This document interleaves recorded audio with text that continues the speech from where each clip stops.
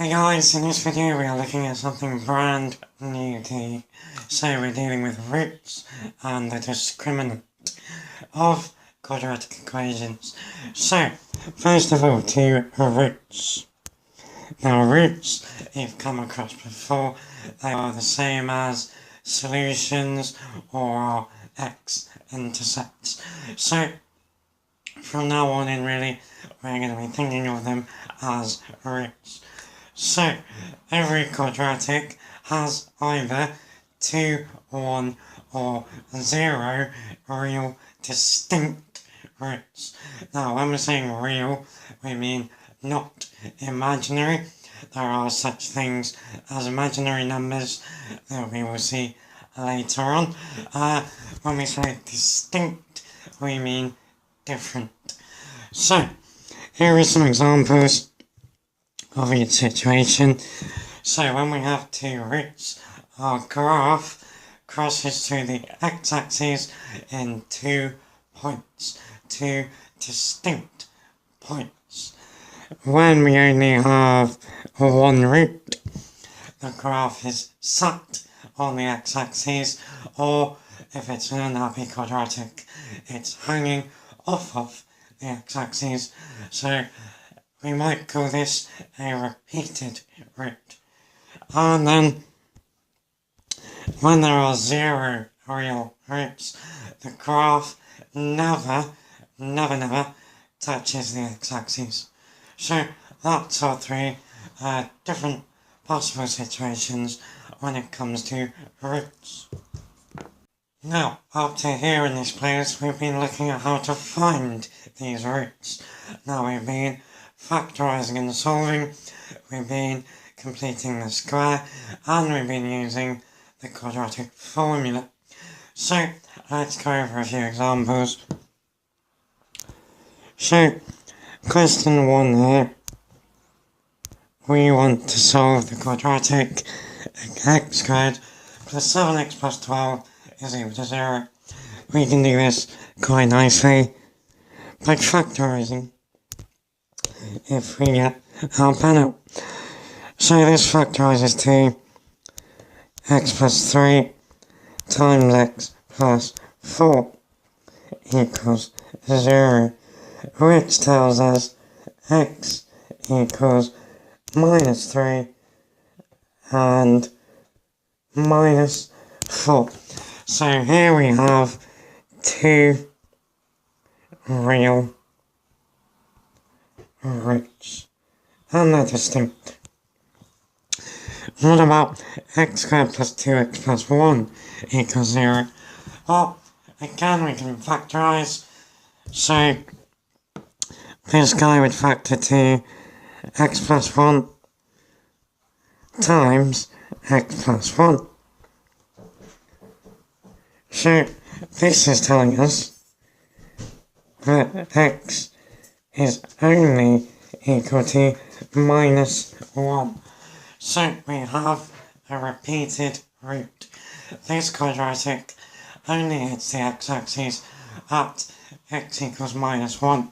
So we have 1 repeated root. And then we have this third guy, x squared plus x plus 1 equals 0. Now, I can tell you that this guy has no real roots. But how do I know that without attempting any jiggery pokery?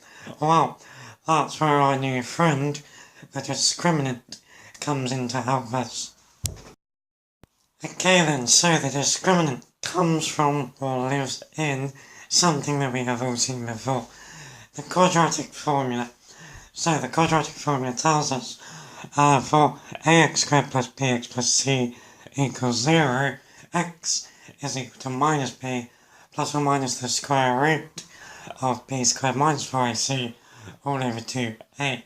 Now the discriminant of a quadratic is this part that lives under the square root sign. So this b squared minus 4ac. this guy is our discriminant. Okay, so bearing in mind that the discriminant lives under a square root sign, we have three possible variations of the discriminant and the consequences of those variations. So, let's not be so cryptic. If b squared minus 4ac is greater than 0, so it's a positive number, then we are square rooting a positive number. When we square root a positive number, we end up with two solutions. So, for example, the square root of 4 is positive and negative 2. So, when the discriminant is positive, we get two values for it, positive and negative. So that leads us to get two possible, or two distinct real roots to our equation.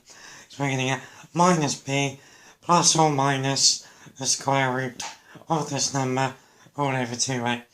So the plus or minus bit is where our two distinct roots come from. If b squared minus 4ac is equal to 0, then, well, the square root of 0 is just 0. So the whole square root part just disappears. So in this case, we are just left with minus b over 2a. So there's just one real root when the discriminant is 0. And then we run into problems if b squared minus 4ac is less than 0. So if it's less than 0, it means it's negative. So we're then trying to square root a negative number, which we can't do in terms of real numbers. We're then touching on imaginary number territory, but we're not interested in those just yet. So if the discriminant is less than 0, we have no real roots. The quadratic does not touch the x-axis at all.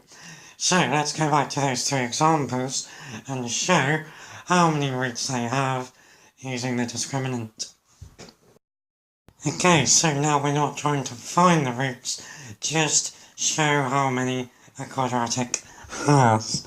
So, I've forgotten my equals 0 here.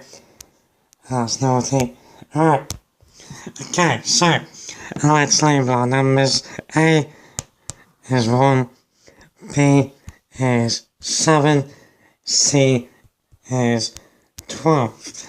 So b squared minus 4ac is 7 squared minus 4 times 1 times 12.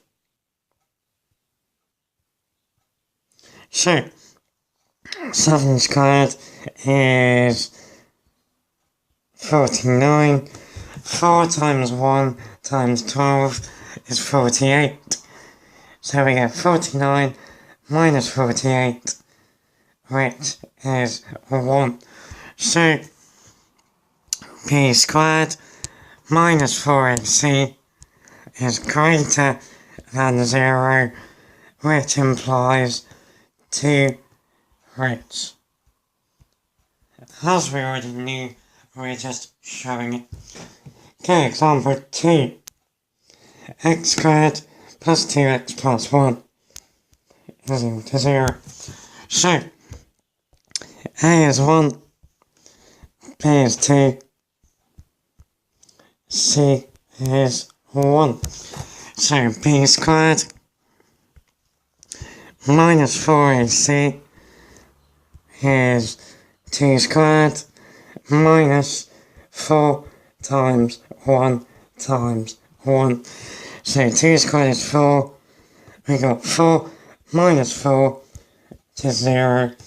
So b squared minus 4ac is equal to 0, which implies 1 root. And then for our third one, x squared plus x plus 1 equals 0, a is 1, b is 1, c is 1. So b squared minus 4ac is 1 squared minus 4 times 1 times 1, which is 1 minus 4, which is minus 3. So b squared minus 4ac is less than 0, which tells us there are no real roots. So that's how I knew that equation had no solutions or roots. Okay guys, that's it for this video. In the next one, we're going to go over lots of example questions to do with the discriminant.